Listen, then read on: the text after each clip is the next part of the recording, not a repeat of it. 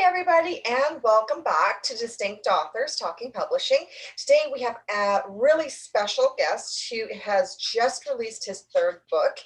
Jason Shapiro has joined us again. He's in the hot seat, and he's going to share a little bit about his new project, what he's got on the go, and update us on his website as well. So I hope that you guys will join us for this.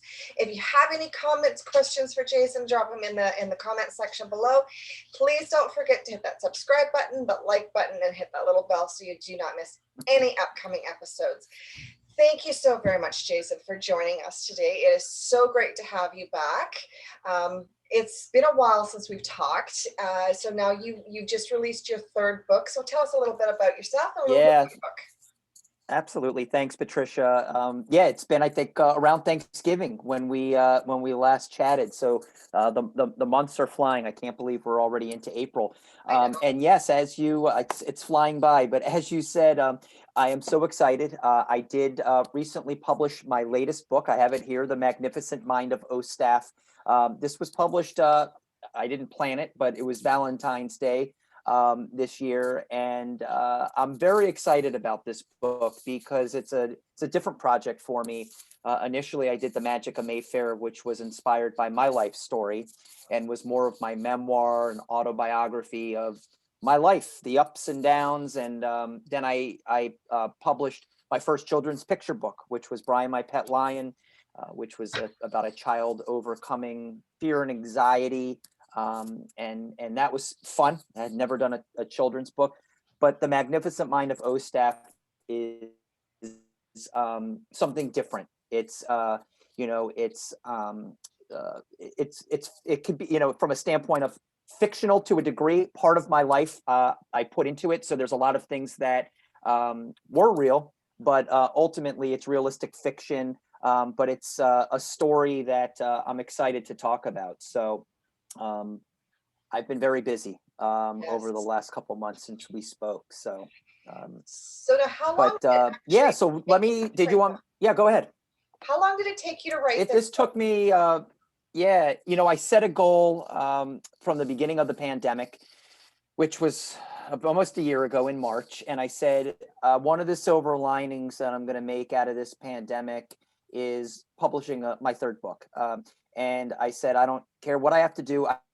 I knew I had extra downtime, and I tell this to everybody. Now is the time to write a book if you feel like you've got that inside you and it's something you want to do, especially for those people that are working from home or working remotely.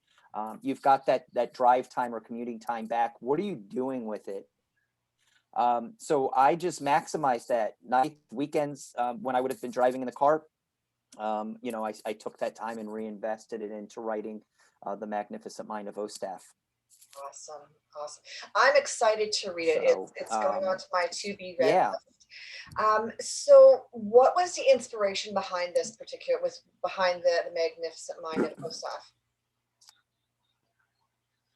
Yeah, so it's this is a story, and I think a lot of people can relate, about that family member that's an outcast, kind of looked at as a misfit, a little eccentric. I think every family has that one person, whether it's an uncle, an aunt, a brother or sister, right? That person where they're not always invited to family gatherings. They're people typically, they're the butt of the joke, in the family, and nobody takes them serious. It was inspired by that individual. And this is a story about unconditional love, and it takes place in the 90s, which was when I grew up as a teenager. And Jacob Roth is getting ready to leave for college in just a couple weeks. And you get to kind of live that summer with him, the summer of 93. And it's this unbelievable relationship between his uncle Ostaf and him. Jacob is the only one that sees the good in Ostaf. There's a big conflict between Ostaf and Jacob's father, his brother. Yeah. But Jacob is constantly defending Ostaf and getting everybody to see the good in him. And he's definitely off the beaten path. He lives out in the boonies in West New Jersey, in Harding, in the Harding, New Jersey area, all the way west. And he's been living this isolated life for the last, 30 plus years. And he's an inventor, Ostaf. And he believes, out of all of his quirky, wacky inventions, he believes that every single one is going to change the world. And you read about all of his inventions, and ultimately, at the end, Jacob uncovers something in his uncle's basement, and I'm not going to give the story away, that does end up changing the world. So it's this whole concept, Patricia, that sometimes the people we least expect in this world, the misfits, the outcasts, those can be the people that end up changing the world for the better. And that's really kind of the dynamics of what this story is about. So I gave you I guess the longer version of the synopsis there, but that's No, that's that's that's great. really it. I think that's it must be challenging to write that because I think in my family I'm kind of the quirky one. I'm the one that doesn't kind of conform to the rules. I kind of do my own thing. And it can be a challenge to fit in, from that standpoint. And I think it can be a very big challenge to try and write that because you're not just simply writing about a character. You're also adding depth with their quirkies, their quirkiness, their Yeah, ticks, their habits, those yeah. sorts of things. So did you find it a challenge to write all of that and still make this character relatable and believable? Yeah, it's a great question. I was actually inspired by somebody in my own life that I have kind of grown up with. So I was able to take a lot of that particular person's characteristics and personality because I believe it's a very similar situation with me where, I am somebody that tries to see the good in people. And, this particular individual over the years, I've gotten to know their kind of quirkiness and things, but I took it to the next level. This O staff is somebody that just has no social awareness, no social filter. If he feels like, picking his nose in front of people, Jacob's girlfriend that he meets for the first time, he does it. If he feels like spitting, in front of his girlfriend, he does it. He's just got zero ability to use any sort of filters, but that's who he is. But you also see the good in him throughout. And he's also somebody that takes reality and twists it, right? So Yeah. in this book, Ostaf is somebody that there's a little bit of truth to everything that he says, but he takes it, and what a lot of people don't have the patience for is to sift through what is the truth of all of his stories. So, it could be, for example, he'll joke or not even joke, he's serious in the book. Most don't know I was a published author. I wrote poems back in college. Well, really it was just like a school assignment. Or he dated a beautiful actress. Really, she just did a couple local commercials that never aired. So he takes these little things and builds on them because he hopes, or in his mind he wants that to be the real reality. But Okay. he's a very, very good person, and you see that in this book. And it almost feels like a Tim Burton character, if you all remember, anyone that sees this, Edward Scissorhands. Yeah. Almost like Willy Wonka and the Chocolate Factory. Willy Wonka, like just one of these bigger than life characters. That's what Ostaf really kind of comes across as. But there's many times in the book where he displays, even with all his rough exterior, he displays his kind heart. And I think that's what's so special about this particular character. Okay. So, now this is your third book, and you have a fourth book in the works. Are you going to perhaps do a follow-up to this particular story, or is it just going to remain as a standalone? It's funny you say that because I was talking to my mom and she read it and she fell in love with Jacob and Jacob's girlfriend, Christine. So that summer of 1993, not only are you following Jacob on his journey with his uncle before he leaves for college, but you're following him on his first relationship. Yeah. He ends up, uh, basically becoming boyfriend. It was boyfriend and girlfriend with the girl that he's had a crush on since middle school. So my mom wants me to write a second book that Yeah. focuses on Jacob and Christine. And then I started to think, well, what if I don't want to give the book away. I don't want to give this book away, but I said, I'm thinking to myself, well, what if Ostaf had a child, and that is Jacob's cousin that he finds out later on as an adult, that Ostaf had many years ago. So yeah, it's funny. There's been a couple people that have mentioned that. As of now, I don't have enough ideas to write another one, but I definitely could see that playing off for sure. So it's a good question. It's been asked. Awesome. Well, hopefully there's more ideas that develop and you can write that, because I think that sounds like it would be an excellent read, an excellent story Yep. to tell. So who does Jacob remind you of? Who was the inspiration behind Jacob?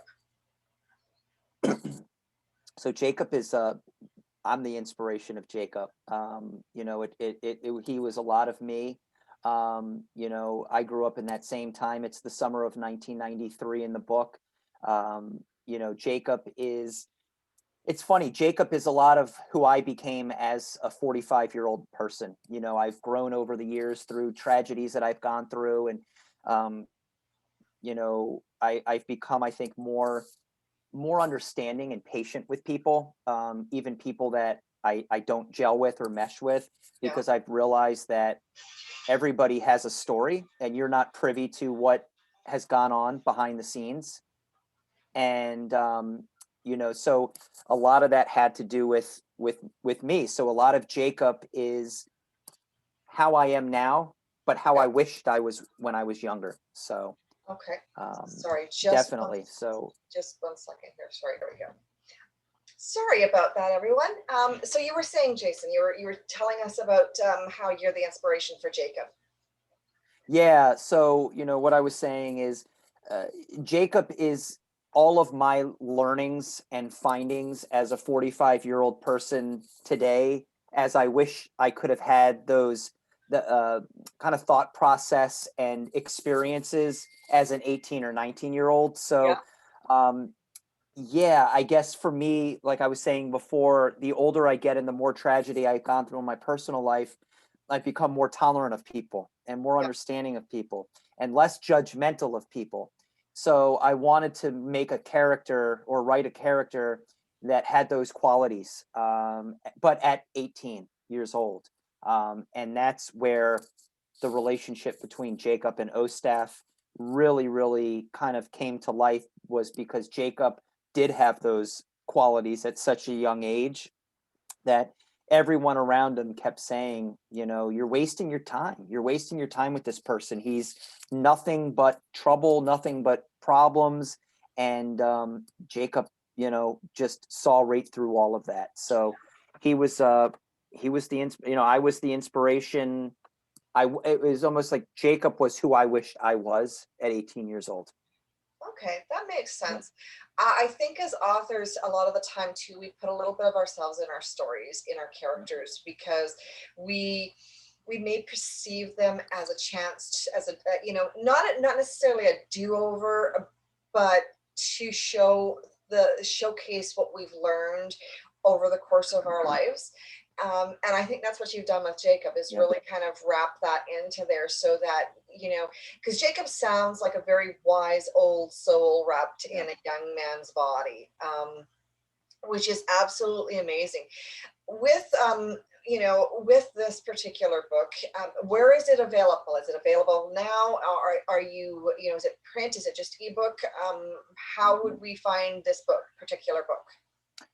Yeah, so it's Amazon is going to be the best way to get it. Barnesandnoble.com. But I always tell everybody, Amazon. You can go right to my website, treemouthbooks.com, and all of my books are there.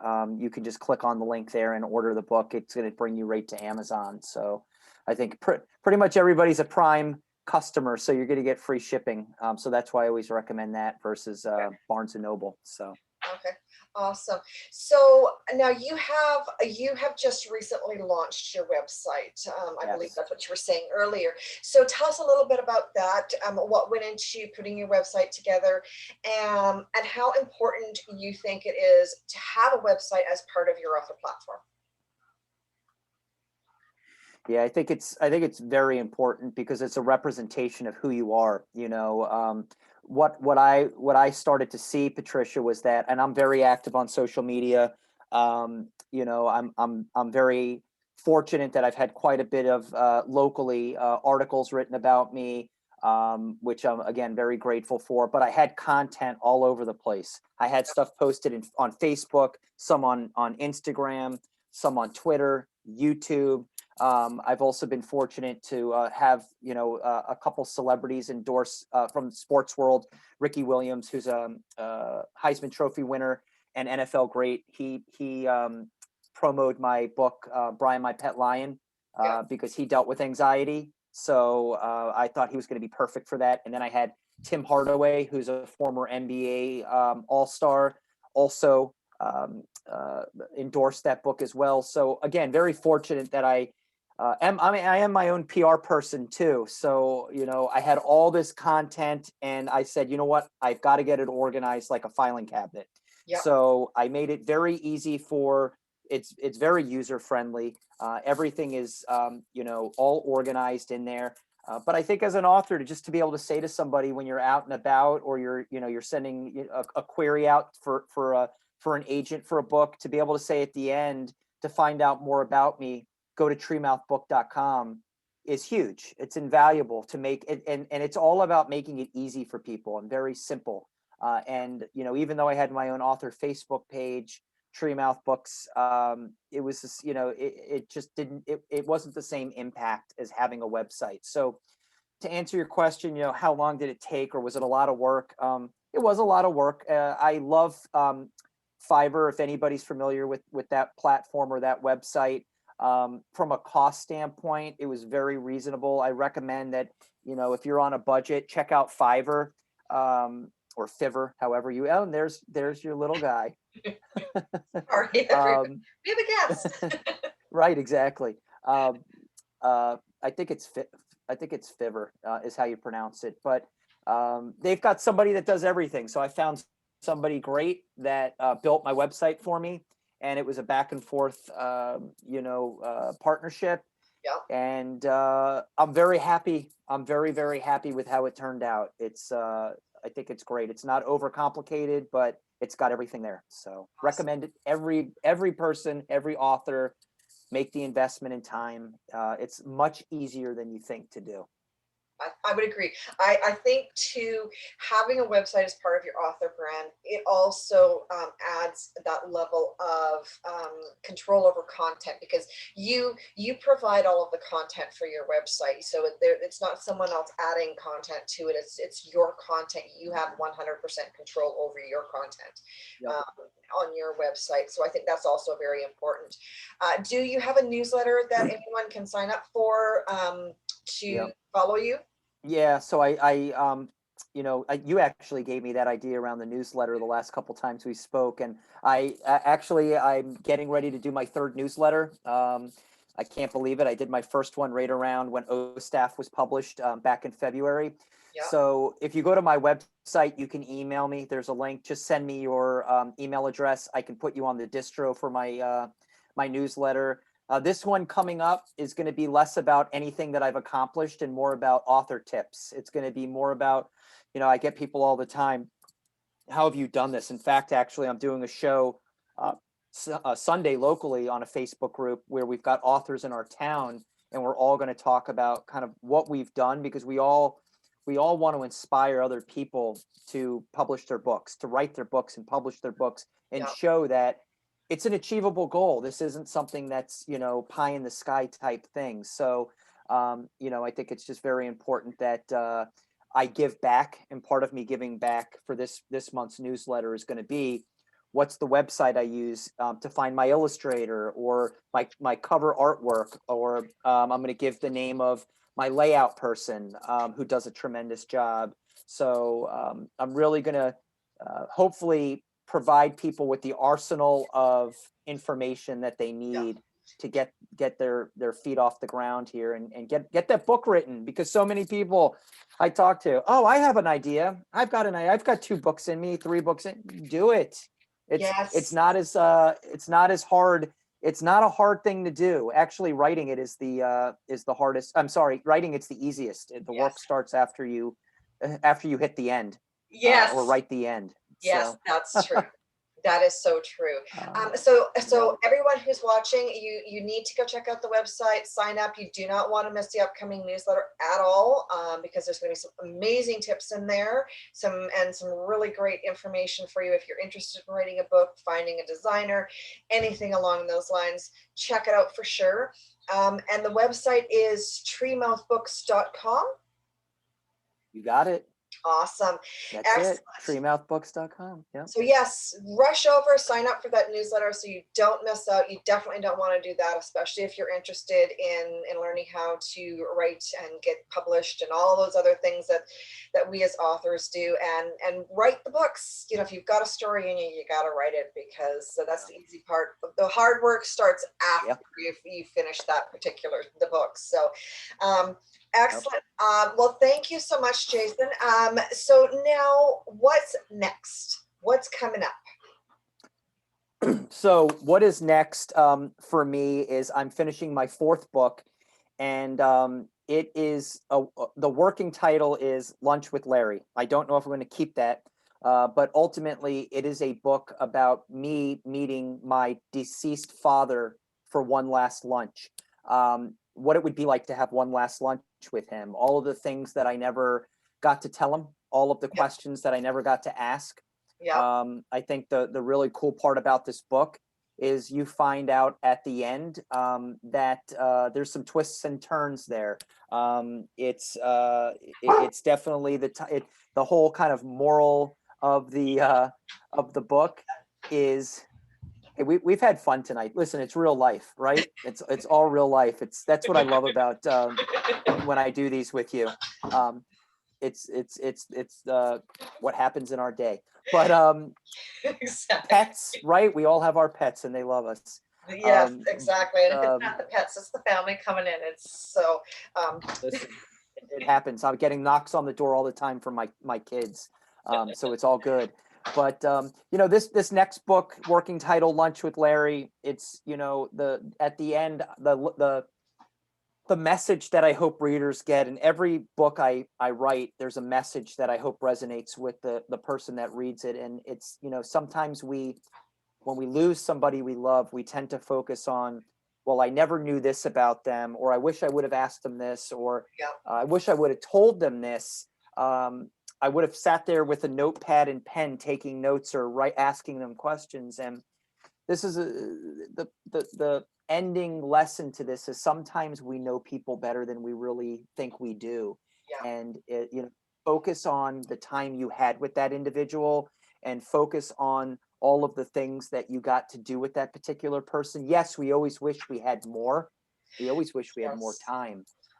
But that's what this book is about. At the end, it's me coming to the realization that, you know what, as much as I thought that I didn't know my dad, or as much as I felt that there were gaps over the years, once I sat down and I started to think about it in the story, I really did know him. And maybe he didn't share everything with me all at one time, but in his own way, over the 38 years I had with him, he did open up. He did share stories. And I did a lot of interviews with my dad's friends and family members to find out more about him, that I was able to put into this book. And it's not just a book finding out about my father's life. He takes me through all of the decades of his life and all of the things that were going on in this country, from the 50s, 60s, 70s, Vietnam War, landing on the moon, all these monumental events that he was alive for. So you kind of get to relive that as well. So it's a different type of book for sure. So it'd be interesting to see, once my editor gives me the feedback, how that plays out. So Lunch with Larry, I don't know if I'm going to keep that title, but that would be book number 4 coming. And what are you thinking for release schedule? Is it going to be out this summer, the fall, or do you not have a date yet to set in mind? Yeah, my goal would be summer. I'd love to do it I'd love to launch it on my birthday, which is June 10th. Awesome. So everybody write that down, June 10th, my birthday. So I'm kidding.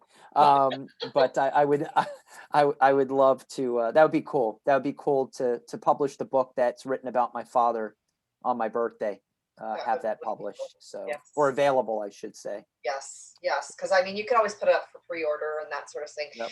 So are you going to be doing any audiobooks with your books, or is it strictly going to be relying on ebook and print at this point? Yeah, I haven't really thought about audiobooks. I think, after this fourth book, I'm going to take a break in regards to writing books or manuscripts, and I'm going to focus on doing screenplays from two of these books. So The Magic of Mayfair Yeah, and The Magnificent Mind of Ostaf. I want to take a stab at writing them as a full screenplay, and I have a friend of mine that he's written screenplays, he's made movies, so he's been kind enough to give me some advice. So I'm gonna dabble in screenplay writing and take Mayfair and Ostaf. I'd really like to start with Ostaf and turn it into a screenplay and see if we can't make it into a movie one day. So yeah. The process of adapting a novel into a book into a screenplay is it's fascinating. I've done a few of them, and they're absolutely oh, fascinating cool. because you're not trimming the book down. You're taking the basics out and allowing the basics of that story to influence the actors. So it's a very unique experience to do those adaptations. And I wish you all the best, because Thank you. once you get started, it's very addicting. Yeah, no, I'm And then you excited. I don't want to can't. stop. Yeah, I really see The Magnificent Mind of Ostaf as a movie, and I think he's the type of character.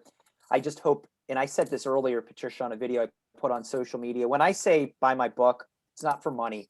Authors make pennies on the dollar. So it's not, when I say that, but buy the book, I really want people to buy the book to read the book, because I'm so excited about the book and the story and Yeah. getting everybody to know this character, Ostaf. So it's not the money, trust me. When I say pennies on the dollar, I literally mean pennies on the dollar. So, Yes, yeah, yeah, it so is. especially my children's book, it is literally pennies that I make for each book, Yeah. after Amazon and everything else. But nonetheless, I think Ostaf can be a character, a standalone character, that really, like I said, Edward Scissorhands, Willy Wonka. I think this is a character that can be bigger than life and can be its own kind of entity, if you will.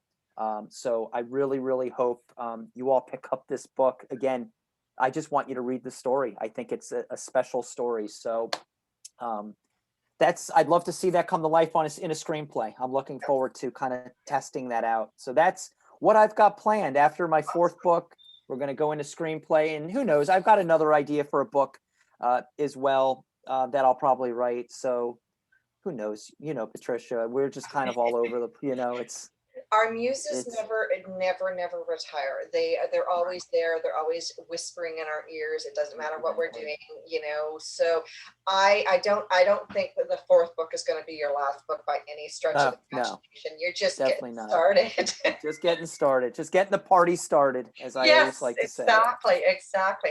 Well, Uh, thank you so very much, Jason, for taking the time out of your busy schedule to chat with us, and for your patience with the interruption oh, like listen, that's going on. I think it's great when people see that we're real people. We're all real people. We all go Yes, through, and all my books are about life challenges, the stuff that people yes, go through every day, and yes. it's great that as I'm talking about my book about life challenges, we're in our own lives dealing with things. So it's no big deal. It's just great to see. People have to just see everybody's going through their own thing or doing their own thing. So Exactly. that's why I like doing it. These are very organic. They're just Yes. we do Yeah. these as they come. So Yeah. appreciate you. There's no script. No There's no script. script. Listen, that's what makes these fun. So this has got to go down as the best episode, because we had the cat, we had the dog. So it was great. It was It's great. awesome. I love Awesome. it.